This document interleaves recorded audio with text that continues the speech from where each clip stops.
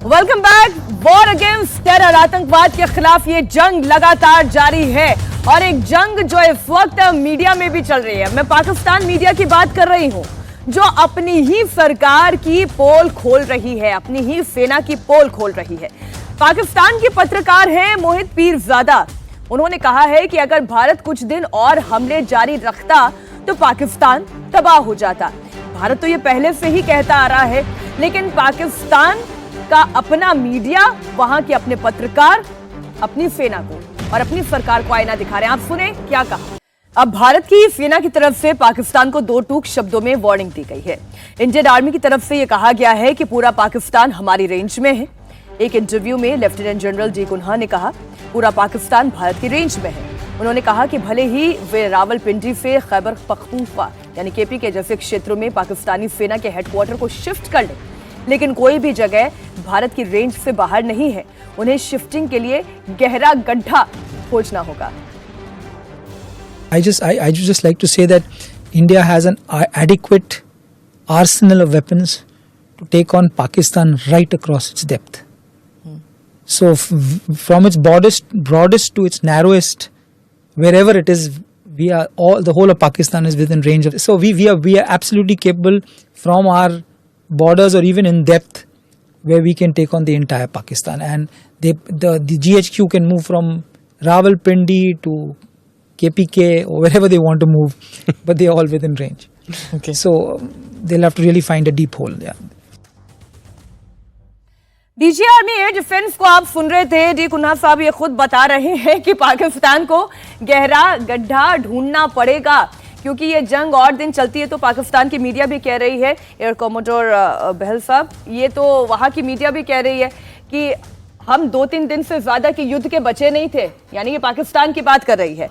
और अब जो खुद डीजीएडी कह रहे हैं कि हमारी पूरी पाकिस्तान का वो कोई भी कोना क्यों ना हो, वो हिंदुस्तान की रेंज में है। गहरा गड्ढा खोजना होगा। बिल्कुल सही कह रहे हैं। बहुत ही महत्वपूर्ण दो चीजें यहाँ पे उभर के आ रही हैं कि एक तो पाकिस्तान के पास स्ट्रेटेजिक डेप्थ नहीं है। यानी कि पहले वो कहते थे कि अफगानिस्तान उनकी स्ट्रेटेजिक डेप्थ है तो वहां पे अपने कुछ सिस्टम्स, वेपन सिस्टम्स को छुपा सकते हैं, लेकिन अब जो है उनकी टोटल विड्थ उतनी नहीं है कि वो कहीं पे भी किसी भी कोने में हमारे जो वेपन सिस्टम्स हैं जिनकी रेंज 800 किलोमीटर तक ब्रह्मस की रेंज आ जाती है किसी प्लेटफॉर्म से, तो ये देखिए कि उनके पास कौन सी जगह है जहां पे वो अपना वेपन सिस्टम्स को हाइड करें। चाहे वो गड्ढे खोदे, चाहे वो पहाड़ों के अंदर जाएं, वो बच नहीं सकेंगे। और यहां तक कि जब हम सरगोदा पे बॉम्ब गिरा रहे हैं तो डर के वो किराना हिल्स को सोच रहे हैं कि किराना हिल्स उड़ चुका है उनका। अभी एक और बड़ी महत्वपूर्ण चीज आती है। आप जब ऑपरेशन शुरू हुए थे उससे पहले की बात कर रहा हूं, हम लोग बात करते थे कि 155 मिलीमीटर की उनकी क्षमता कम है, शेल्स नॉट क्षमता कम है, उनके पास एम्युनिशन कम है 155 मिलीमीटर का। वैसे ही उनके पास और चीजों की भी कमी है। एयर डिफेंस सिस्टम्स उनके इतने इफेक्टिव हुए नहीं। और एक बड़ी ही महत्वपूर्ण बात यह आ जाती है कि जो भारत के इंडिजिनस सिस्टम्स थे, चाहे वो धर शक्ति था, संयुक्ता था, आकाश तीर था, आकाश था, स्काई स्ट्राइकर था, नगस्त्र था, काउंटर यूएवी सिस्टम्स थे हमारे, वो इतने कारगर सिद्ध हुए कि उनकी तरफ से कुछ भी आया तो हमने उसको रोक लिया। यहां पे मैंने बात की है इलेक्ट्रॉनिक वॉरफेयर सिस्टम्स की, यहां पे मैंने बात की है air defence radars weapon systems की, यहां पे मैंने बात की है उन सिस्टम्स की, उन ड्रोन्स की जिन्होंने इस ऑपरेशंस में हमला लिया है जो इंडिजिनस थे। पाकिस्तान के पास वो मिलिट्री इंडस्ट्रियल कॉम्प्लेक्स नहीं है कि वो इतनी जल्दी रिप्लेनिश कर सके। लेकिन मुझे 1 मिनट और दीजिएगा। जो हम पहले से अगर मैं इसको लिंक करूं, अभी पॉज है, अभी समय है कैपेबिलिटी बिल्डिंग का और इसी समय पे हमारी गवर्नमेंट ने 40,000 करोड़ की इमरजेंसी प्रोक्योरमेंट की बात करी है। और साथ में आपने देखा जो हमारे जनरल्स हैं, जो हमारे एयर मार्शल्स हैं, इस समय कहां जा रहे हैं? अपने ट्रूप्स के पास जा रहे हैं, उनको मैसेज दे रहे हैं आपने लड़ाई जीती है लेकिन लड़ाई अभी जारी है। अपनी अलर्टनेस स्टेट को अपने नीचे नहीं रखना और साथ में उनको जोश भर रहे हैं और उनको यह विश्वास दिला रहे हैं कि हमने जो भी कुछ जो एलिमेंट्स कम हुए हैं आर्म्स एम्युनिशन के, वो अब हम क्विकली भरने वाले हैं। हमारी कैपेबिलिटी इससे भी ऊपर आ जाएगी और अगर पाकिस्तान ने कोई दुस्साहस किया तो उनको छोड़ा नहीं जाएगा। एक बात जो अभी बहल साहब ने कही कि इमरजेंसी प्रोक्योरमेंट इस वक्त हम कर रहे हैं, ये हमारे आगे की जंगों के लिए या हमारे हर देश यही कोशिश करता है, अपने आप को और बेहतर से बेहतर बनाने की कोशिश करता रहता है। और जो बात डीजीएडी कह रहे हैं कि उन्हें शिफ्टिंग के लिए कोई गहरा गड्ढा खोदना पड़ेगा या ढूंढना पड़ेगा, अब वो तो पाकिस्तान ढूंढ नहीं सकता। पाकिस्तान के पास अब विकल्प क्या है? देखिए मीनाक्षी, जो हमारे डीजी एडी बोल रहे हैं, एयर डिफेंस बोल रहे हैं, जनरल समीर नाम है उनका, वो एक बहुत बड़ी बात कह रहे हैं। देखिए पाकिस्तान से खबरें आई थी कि वो रावलपिंडी से वो जाना चाहते हैं मगराला हिल, एक जगह का नाम आया था, मगराला हिल जाना चाहते हैं जो फुटहिल ऑफ हिमालयाज हैं। इसमें आया है खैबर पख्तूनख्वा की बात कर रहे हैं कि पीछे की तरफ, क्योंकि और उन्होंने कहा है चाहे सबसे नज़दीक इलाका हो सबसे दूर, वी कैन हिट। देखिए ब्रह्मोस से ही आप 800 से भी ज़्यादा ना, और यदि हमारे नेवी जो हैं उनके पास भी ये ब्रह्मोस हैं जिनके पास 800 किलोमीटर का ये हथियार है, रेंज है, शिप से भी अंदर से। तो पाकिस्तान का कोई ऐसा कोना नहीं है जहाँ पर आप हिट नहीं कर सकते विदाउट गोइंग। हमारी एयरफोर्स तो आजकल बियॉन्ड विजुअल रेंज से ही मारती है ना, उनको कहीं जाने की ज़रूरत नहीं है। ऐसे हमारी चीज़ें तो वो तो और भी अंदर डीप जा सकते हैं अपने इन चीज़ों से। यदि हमें फेवरेबल सिचुएशन हम क्रिएट कर लेते हैं, एक होता है टर्मिनोलॉजी, आप फेवरेबल, तो उसके बाद तो बेधड़क अब सुपीरियरिटी ऑफ एयर सिस्टम जो हम कर सकते थे। 24 टारगेट पे हिट हुई है ना, 9 को छोड़ दीजिए जो टेररिस्ट टारगेट है, बाकी के सारे वो एसेट्स हैं जिससे उनको बहुत बड़ी शक्ति मिलती है, वो सारा ध्वस्त कर दिया आपने केवल 90 घंटे के बाद। और इतना ही समय लगता है सुपीरियरिटी ऑफ एयर को लाने के लिए, 90 घंटे का समय दिया जाता है एयरफोर्स को, करीब 72 से 90 घंटे कि आप दीजिए, उसके बाद आपके एक्शंस खुले, बैटलफील्ड बिकम्स एब्सोल्युटली ओपन। आप जाइएगा, आपको ऊपर से कोई एयर नहीं मार सकता, आपको ज़्यादा क्षति नहीं कर, तो ये कंडीशंस थे। मगर देखिए हम लोगों ने जब शुरू किया, आप 22-23 तारीख का आप यदि इंटरव्यू देखते हैं तो हमने कहा कि हमारा, और 7 तारीख का, ये नॉन एस्केलेटरी है और हमारा पूरा का पूरा एम है कि उनके जो टेररिस्ट इंफ्रास्ट्रक्चर को हम करना है। तो जब हमने नॉन एस्केलेटरी, जब आप करोगे एस्केलेट हम करेंगे। क्या हुआ 10 तारीख को हमने क्या किया, हमने जब 12 टारगेटों को मारा और उसके बाद उनका वो फुस हो गए, वो भागने लगे, तो उनका रिएक्शंस तो नहीं आया ना आपके ऊपर। तो ये कहना कि आर्मी इसी तरह, और ये एक फेज होता है, इस चीज़ों को नहीं समझते हमारे पॉलिटिशियन। क्या कहते हैं, आपने रोक दिया, क्या चिल्ला रहे हैं वो लोग, हमने रोका कोई नहीं, हम बता रहे हैं। एंड लड़ाइयाँ ऐसे ही 21st सेंचुरी में लड़ी जाएंगी, और पूरा विश्व कह रहा है कितनी जल्दी आपने इस फेज को निपटा दिया। कोई नहीं निपटाया, अभी सब जगह लड़ाइयाँ चल रही हैं, रशिया फंसा पड़ा है। मैं उसी पॉइंट पर लेकर आने वाली थी कि जब हम कॉन्टिन्यूअस बैटल में होते हैं, एक होता है कि हम स्ट्रैटेजी बनाते हैं, उस पर काम करते हैं और उसके बाद फिर एक जीत हासिल करते हैं। लड़ाइयां तो रशिया यूक्रेन के बीच में भी चल रही है, 3 साल होने को आ रहा है, ये 3 सालों से लड़ाई लगातार चल रही है। लेकिन भारत का जो लड़ने का तरीका है इस बार पाकिस्तान के साथ, वो स्ट्रैटेजी क्या है? देखिए पहले भी आपके प्रोग्राम में ही, पहले भी ये बात करते रहे हैं, शेपिंग द बैटलफील्ड को जो है इस तरह से शेप किया जाता है कि आपके जीत के चांसेस बढ़ जाएं। कैसे हुआ है, शुरुआत जो हमने की वो टेररिस्ट कैंप को लेकर के हिट किया। उनको बता दिया गया कि देखिए हमारा लिमिटेड एम है कि टेररिस्ट कैंप को हिट करने के बाद हम आगे नहीं बढ़ेंगे जब तक कि आप नहीं चाहते हो कि हम आगे बढ़ें, क्योंकि एस्केलेटरी लैडर उसके बाद शुरू हो जाती है। तो पाकिस्तान ने जैसे उसके लैडर पर बढ़ना शुरू किया, हमने भी उसके ऊपर बढ़ना शुरू किया। लेकिन उस बढ़ने में स्ट्रेटजी देखिए क्या किया हमने। सबसे पहले उनके जो है एयर डिफेंस सिस्टम्स जो लगे हुए हैं उनको बिल्कुल ख़त्म किया, ताकि अगर ज़रूरत पड़ेगी हमारे एयर अटैक जाने के लिए, जो एयर ऑफेंसिव लॉन्च होगा, एयर कैंपेन जब लॉन्च होगा, तो उनके एयर डिफेंस के जो हथियार हैं, एयर डिफेंस की जो मिसाइलें वहाँ लगी हुई हैं, सब की सब जो है पहले ही ख़त्म की जा चुकी हैं। तो ये पहला काम किया गया। उसमें जो है उनको ये भी बता दिया गया कि देखिए हमारे पास कितनी एक्यूरेसी है अपने मिसाइल सिस्टम्स की, अपने ड्रोन्स की, और जो भी हमने उनके ऊपर अटैक किए उनके टारगेट्स के ऊपर, उनके देखिए अगर आप टारगेट्स एयरफील्ड जो अटैक किए, बिल्कुल सेंटर के अंदर बड़े बड़े गड्ढे बने, वो आपकी एक्यूरेसी जाहिर करते हैं। एक अटैक भी ऐसा नहीं था जो फेल हुआ है। जी, जितने अटैक किए वो सारे कामयाब हुए हैं। और वही डीजीएडी बता रहे हैं कि अब हमारी कैपेबिलिटी इतनी है कि अब अगर पाकिस्तान ने कुछ किया तो अब जो होगा वो फिर ज्यादा बड़ा होगा। इसका मतलब तो यही है ना, अगर मैं सही शब्दों में समझ रही हूँ। बिल्कुल सही आप समझे। और ये दूसरा फेज ये हो गया कि हमने उनके जो डिफेंसिव सिस्टम्स थे उनको खत्म किया। अब इसका मतलब हम अटैक के लिए तैयार हैं। अभी अगर आप देखें तो जितनी ये विजिट्स हो रही हैं CDS की और आर्मी चीफ की, हमारी जो बूट्स ऑन ग्राउंड है, जो ज़मीनी सेना है, उसको बिल्कुल इस बात के लिए तैयार किया जा रहा है कि इसके बाद अब जो है हम ज़मीन पे हमला करके उनकी ज़मीन पकड़ेंगे, ताकि कल को जब इस तरह से वॉर रुकेगी तो हम इनको टेबल के ऊपर निगोशिएट करने में हमारा पक्ष भारी पड़ेगा। तो ये तीसरा फेज़ हो जाएगा इसका ये। और इन सब के पीछे एक बड़ा लेसन जो कि दिया हमने पाकिस्तान को भी और विश्व को भी, क्योंकि जितने भी हमने एक्शन लिए ये उन हथियारों से, उन कैपेबिलिटीज़ से था जो हमारी आत्मनिर्भरता या सेल्फ रिलायंस की कैपेबिलिटीज़ थी। इसका मतलब ये हुआ कि इन कैपेबिलिटीज़ को हम सबसे ज़्यादा इसको एक्सप्लॉइट कर सके, सबसे ज़्यादा हमने इसका इफेक्ट प्रभाव ज़मीन के ऊपर दिखा पाए।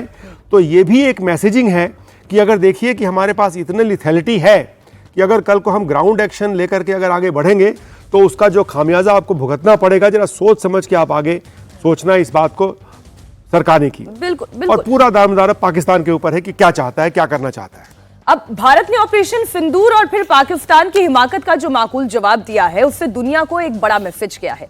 भारत ने पाकिस्तान को 90 घंटे के अंदर धूल चटा दी और फिर सीज फायर पर मान भी गया। इससे पूरी दुनिया को यह मैसेज गया कि भारत के पास ऐसी क्षमता है कि वो चंद घंटे के अंदर, आप रक्षा मंत्री राजनाथ सिंह का वो बयान याद करें, जब तक ये नाश्ता निपटा रहे थे तब तक दुश्मन का काम निपटा दिया गया। अब दुश्मन को कितनी जल्द हम घुटने पर ला सकते हैं, यह भारत की ताकत है, वो भी अपनी शर्तों पर। अपने मुताबिक युद्ध विराम भी हम कर सकते हैं, क्योंकि हम शांति के भी पक्षधर हैं। दुनिया ये समझ गई है कि भारत का नेतृत्व मजबूत इच्छा शक्ति वाला है और मेड इन इंडिया हथियार सबसे बेहतर है। अब हम बात मेड इन इंडिया के हथियारों की करने जा रहे हैं।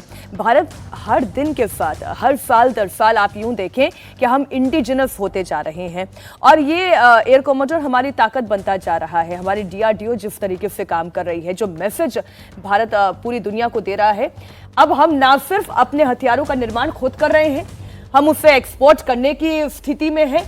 जिस मुल्क को चाहिए हम उसे वो एक्सपोर्ट कर सकते हैं। ये बहुत बड़ी ताकत होती है। बिल्कुल सही कह रहे हैं। अब जो इंडिजिनस कैपेबिलिटी की आपने बात करी, वो होती है पूरा मिलिट्री इंडस्ट्रियल कॉम्प्लेक्स जो इस देश के अंदर अब बनता जा रहा है और इतना स्ट्रांग बनता जा रहा है। उसका एक एग्जांपल है कि जैसे हमने रशिया के साथ कोलैबोरेशन में ब्रह्मस की और 3 अलग अलग मीडियम भी चूज किए, चाहे वो एयर, लैंड या वो सी मीडियम था, और साथ में जब हमने उसको $375 मिलियन में बेचा है फिलीपींस को, अब कितने सारे देश हैं जो अब इंटरेस्टेड हैं कि वो खरीदना चाहते हैं, क्योंकि इस ऑपरेशन ने यह प्रूव कर दिया कि ना केवल ये मिसाइल एक्यूरेट है, ये इतनी इसकी रिलायबिलिटी है कि ये 99%, हालांकि कहते हैं 88% है, लेकिन 99% से भी ऊपर इसने अपनी रिलायबिलिटी दिखाई है। दूसरे सिस्टम देख लें, हमारी टेक्नोलॉजी में हम कहते हैं इलेक्ट्रॉनिक वॉरफेयर एक बहुत बड़ा रोल प्ले करता है। ये बहुत कम लोग हैं जो इस बारे में जानते हैं कि इस ऑपरेशंस के अंदर भी इलेक्ट्रॉनिक वॉरफेयर ने एक बहुत बड़ा रोल प्ले किया था। चाहे वो ग्राउंड के सिस्टम थे, वो इंडिजिनस थे,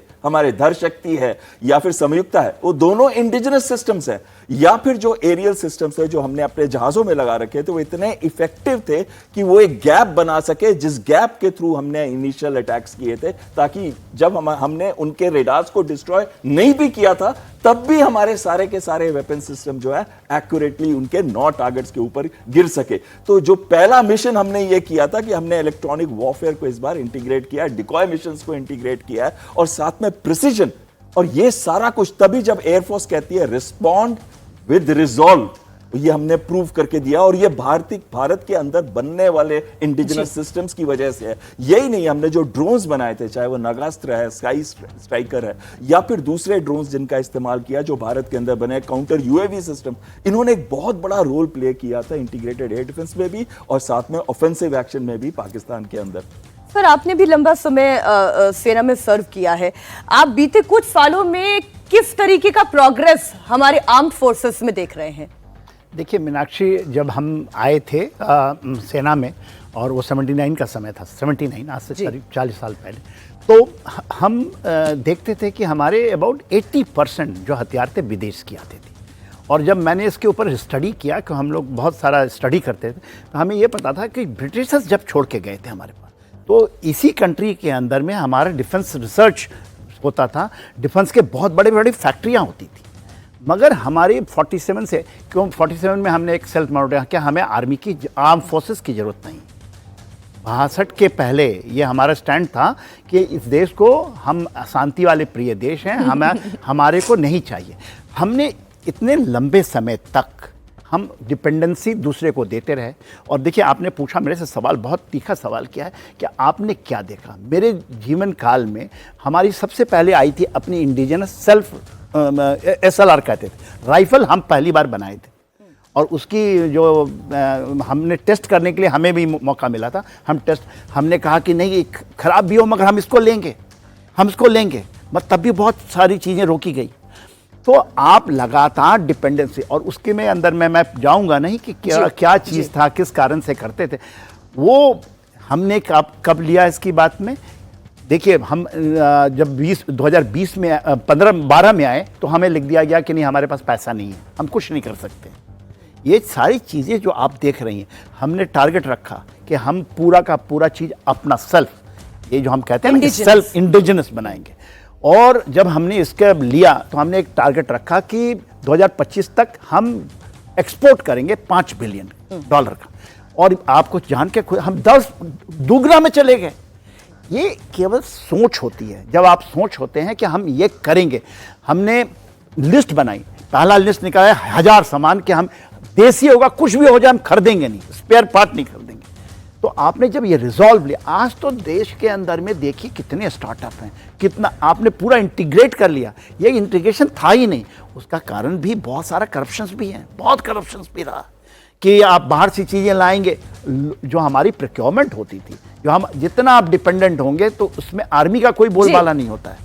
फिर उसके अंदर करप्शंस थी, ये चीज़ें थी, वो चीज़ें एब्सोल्युटली अभी जाकर के सही हुई है। आप ये कह रहे हैं, देखिए 2012 से जो आपने कहा कि एक बड़ा बदलाव भारत की आर्म्ड फोर्सेस में हुआ है और वो प्रोग्रेस करता चला जा रहा है, और इसलिए पाकिस्तान हक्का बक्का भी है कि भारत कैसे कर सकता है। भाई, दोनों मुल्क एक साथ ही आजाद हुए थे, लेकिन ये भारत की नीति थी, ये भारत की नीयत थी, हमारे आर्म्ड फोर्सेस की इच्छा शक्ति थी कि वो लगातार बेहतरी की सीढ़ियां चढ़ती गई और पाकिस्तान कैसे गर्त में जाता गया वो उसका इतिहास बताता है।